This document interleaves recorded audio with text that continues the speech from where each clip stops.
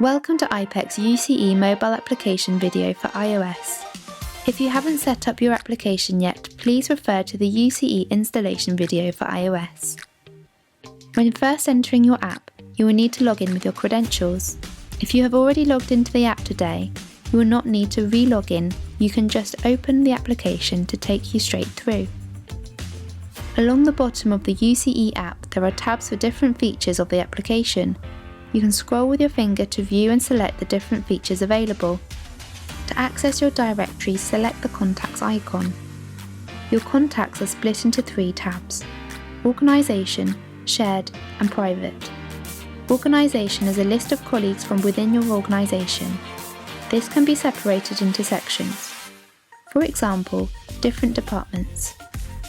To view a contact, click on the relevant section. From here, you can see which contacts are available for either an audio or video call. You can also see any messages from the contacts to say they are unavailable. Shared contacts will show your system directory. This is a full list of the contacts available to everyone using your UCE application. Private is your own list of private contacts. To add a new contact, press the Create icon in the top right of the screen and enter their details. If you allow the UCE app to view your mobile contacts, selected within your iPhone settings, you'll be able to view all the contacts from within your iPhone contact directory. If you have any questions regarding a UCE application, please contact your telephony provider.